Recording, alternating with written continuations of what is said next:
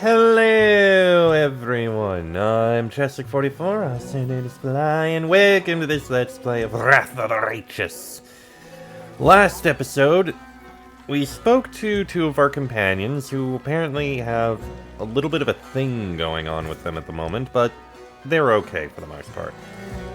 Now, also we took care of a little thing going on with the brothel around here, but everything is straightened out. Now, well, I did notice there were other names that I could talk to, I think. Like this one. Okay, I don't think they actually have a name to say. Anyway, Camellia wishes to speak with us, so let's head back to the Nexus and see what she wants to speak of. Oh, and we're right away talking about it.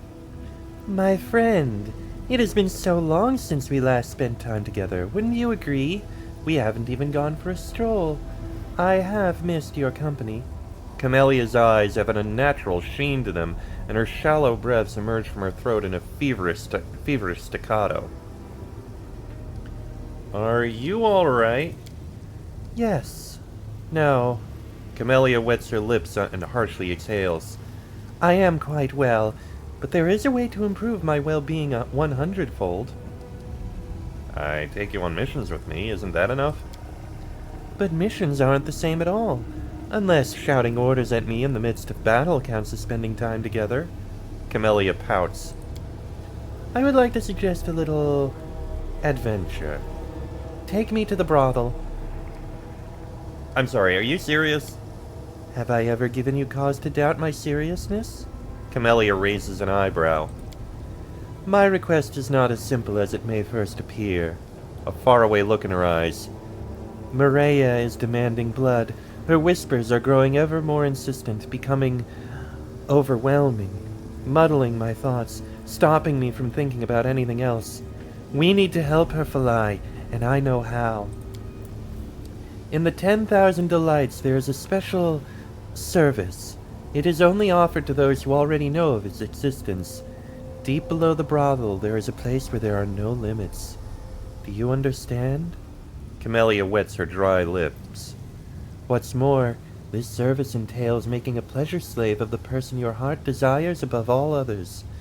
I would like to seize this opportunity. All we do here is fight and kill. Isn't that enough blood for Maria already? Camellia sighs and begins to explain like she's explaining a simple truth to a child. To feed Maria blood, I must perform a particular ritual. Select a victim, cut him open from neck to navel, and wait for the life to leave his body. Then I lower Maria's amulet into the still warm flesh, and then I take a piece of that flesh inside myself. You already know how it works. You forbade me from killing your subjects in Dresden, but here in the Abyss it's an entirely different matter. We're not even in your lands any longer. What difference does the death of one unknown pleasure slave make when the fate of all Galarian might depend on that death? Hold on. Shouldn't Maria be the one to select the victim? In the brothel, she'll just have to accept whoever we're given. And anyway, why does the spirit of Galarian need the blood of someone in the Abyss? Camellia's answer does not come immediately.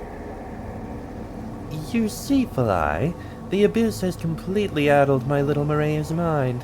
Now she simply craves blood, any blood from whatever source, even from someone not of Galarian. The brothel promises to turn the slave into whomever we wish. We shall do this and offer Maria a choice. You're very well informed about the brothel's secrets. How'd you learn about them? Let's just say I made inquiries. Alright, I'll go with you to the 10,000 Delights. Camellia's mouth broadens into a happy smile. Oh, my friend, I'm ever so pleased to hear that. I knew I could rely on you. Alright. To the 10,000 Delights, then. Let's see how this ends up going. Boop, boop, boop, boop. Boop. Boop, boop, boop. Back to the 10,000 Delights. Alright, so we speak with the madam here, who in this case is Herax. My friend Camellia would like to avail herself of your brother's special services. Camellia lowers her voice so that only you and Herax can hear her. The ones that are offered in the deepest levels of the brothel. The ones where a purchased slave takes the form of whoever my heart desires, where everything is possible. Ah, Camellia, I've heard about you. Have you finally decided to have a slave transformed for you? We'll extract the image from your subconscious and recreate it in every detail. You will not regret it. This pleasure is well worth the price of 10,000 gold. You will see this for yourself.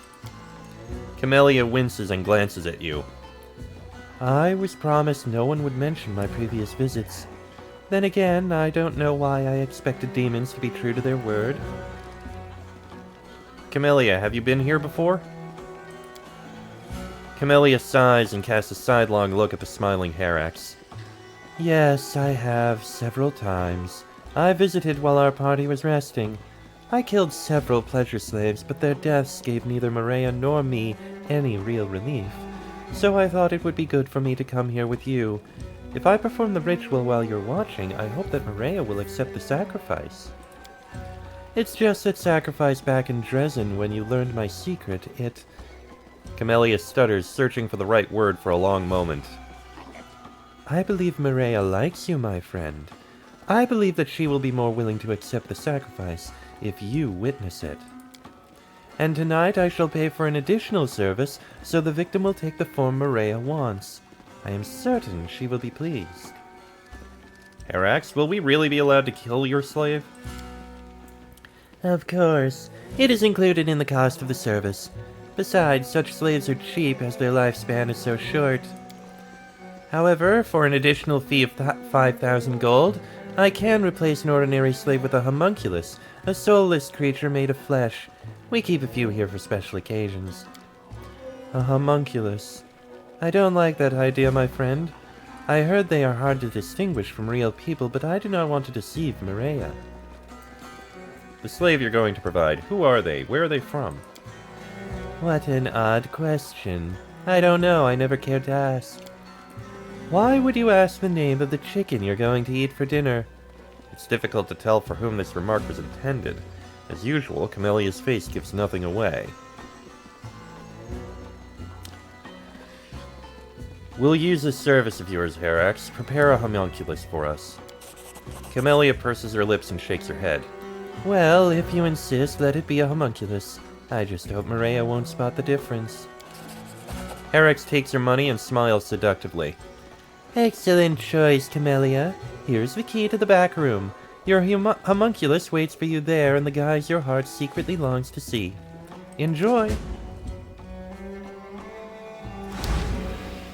Okay.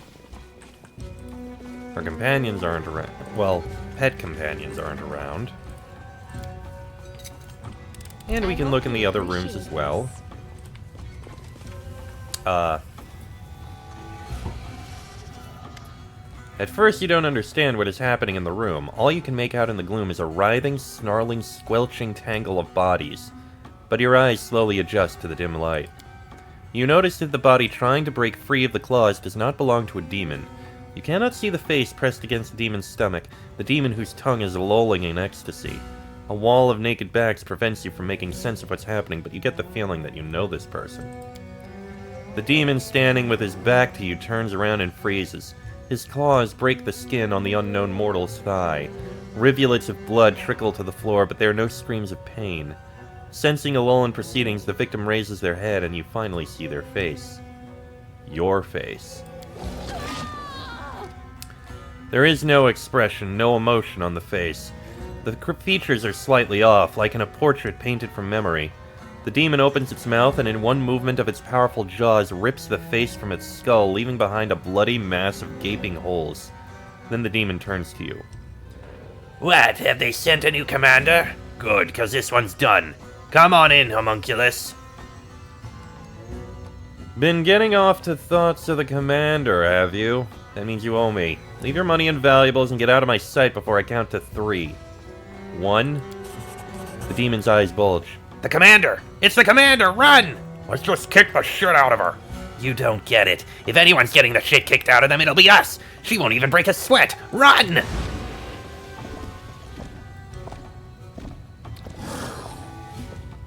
Well, admittedly, that was slightly disturbing. But at least we get some loot out of this.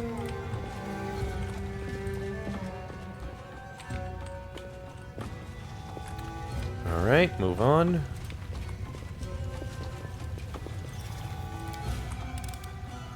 I am helpful, am I not?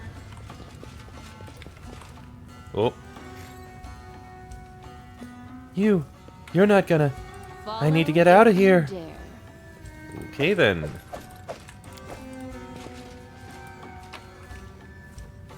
Bunch of loot there.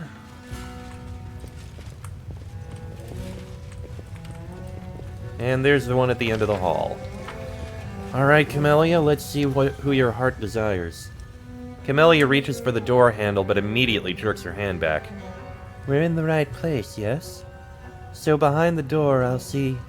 Camellia's voice trembles from either anticipation or nerves. Are you nervous? It would appear so.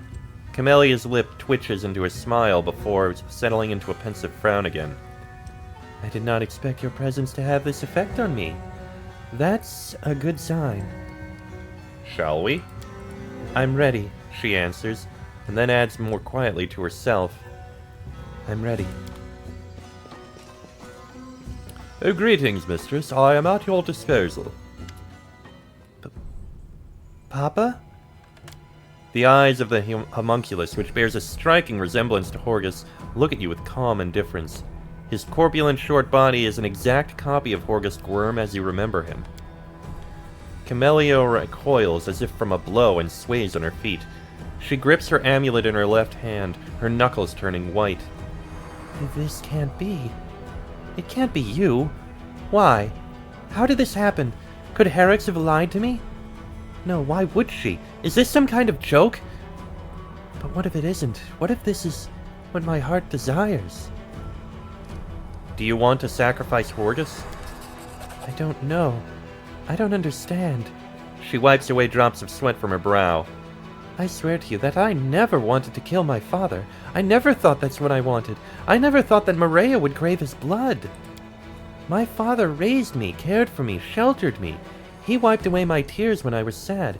He listened to me rage when I hated everyone around me.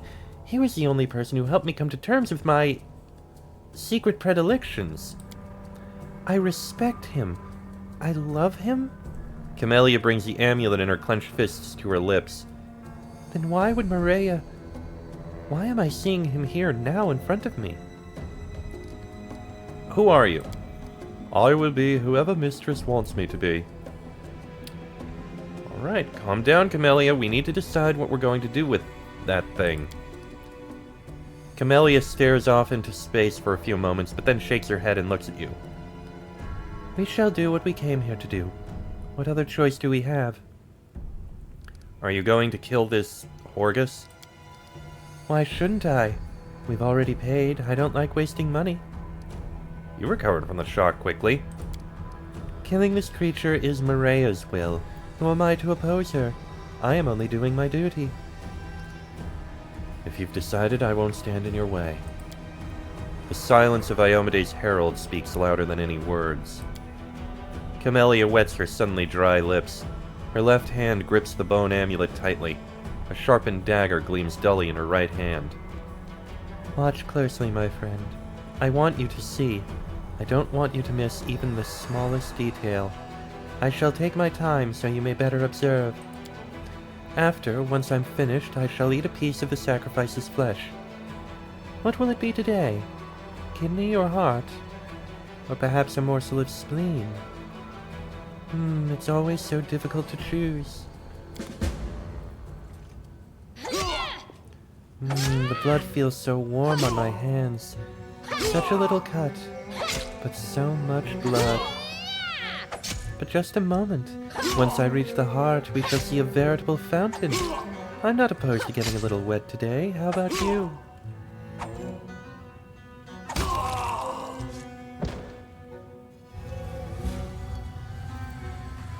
That was intriguing.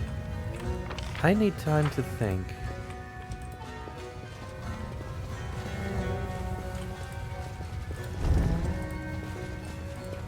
Well, we can look through here again, and... Oh, there's no body, so I guess we can leave.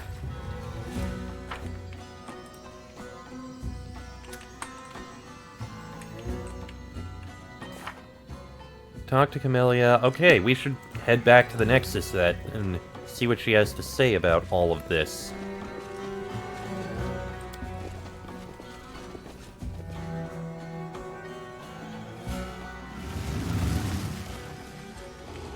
There it is.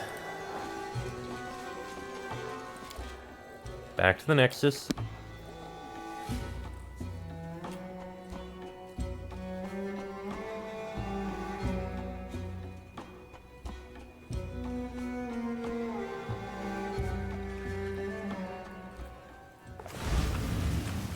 Okay. Camellia is not down there. Is she up here? No, I think she's inside the, inside here.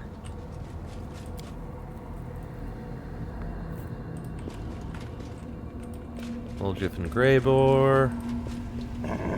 There she is. You know, I never thanked you for accompanying me to the brothel. There's a hint of a smile on Camellia's lips. So thank you, my friend. This was an intriguing and unexpected experience. I have to admit, I'm surprised by who the homunculus turned into. Oh, I was much more surprised. I was almost rendered speechless when I saw Father in Alushanira's main brothel. Especially considering what I was about to do to him. I was just standing in front of him with one question. How? How is this possible? Camellia licks her lips quickly. When I realized that Father was just an illusion created by Mirea's secret desires, I have to admit my hand faltered. Does Mirea really want my father's blood? If I want to heal the lands of Sarkoris, do I really have to sacrifice? Her voice breaks, and she just mouths the last words. My own father. I hope you and Mirea got what you wanted. Oh, you have no idea how much I enjoyed driving the stiletto to the hilt into the chest of that Orgus. When his hot blood gushed on my fingers, when his eyes glazed over, when his hands grabbed my shoulders in a futile attempt to push me away. You know what I was thinking? I was thinking that you were watching me, that your eyes were following my every move. I wanted to do everything quickly so that I could show you the spectacle's sweet climax, and at the same time, I wanted to make it last longer, make it never, ever, ever end. Her body shudders. I'm glad you shared this sweet moment with me, my friend. Thank you. Well, I'm glad you enjoyed our little adventure. Camellia nods slightly, lost in her own thoughts. Do you want to talk more about what happened? Are you talking about the homunculus of Herax, whom I was about to sacrifice to Mirea, turning into my father? I'm still trying to understand what all this means. I'm asking myself if I really want to sacrifice my father. Does Mirea really need his blood? And I do not know the answer. I'm not even sure I want to know it. But I can't stop asking myself the question. So no, I don't want to discuss what happened at the brothel, at least for now. But thank you for asking me how I feel. I appreciate it, I do. A warm smile appears on her lips for a moment. Indeed. Well, we should probably rest. Odd that I can't choose the rest option here, but I can do camp here. Demon Slayer Soup. Which one is that again? Oh yeah, that's actually a good one to have. Let's go ahead with a rest. I do like how spick and span you keep all your things. Your armor is so polished. I could powder my nose without needing a mirror. Well, I live in hope of the day when you can see me as a person, and not just a convenient reflective surface. I have a feeling you may have to wait a while for that. But we now have a bonus. And we do still have 14 hours of all of those other buffs. So let's head back over to the brothel in the middle layer.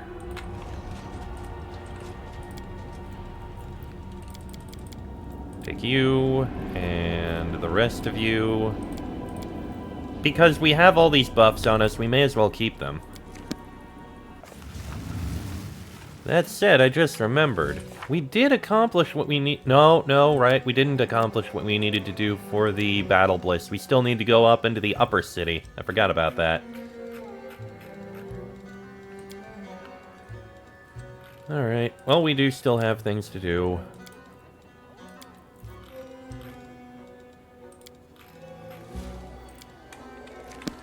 Alright, let's leave. Everyone is here. You go ahead and get on your mount. There we go. I've already killed everyone there. Ah, but there is a warp here. And we will need to take it.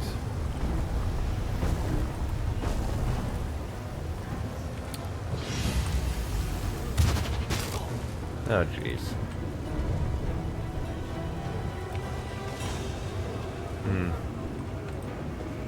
Watchful Conspirator.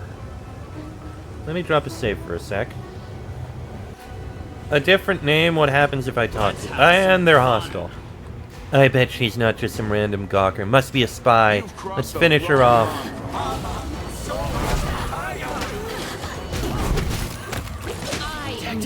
Okay, maybe that was a bad idea. Oh, no, wait. He's still fine.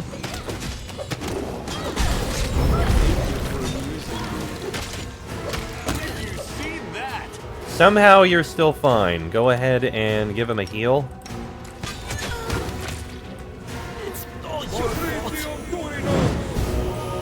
And we just killed a bunch of random folks. And I don't know what we just saw.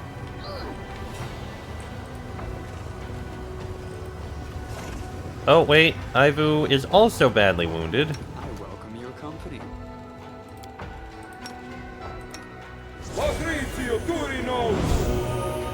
I'm dealing with the rain of blood.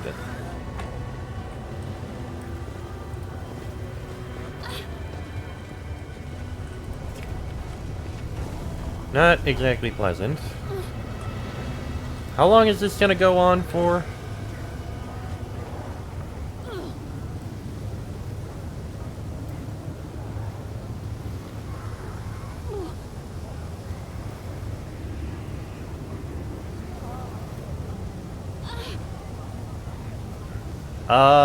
You know what? I don't think it was actually worth it. Give me a sec.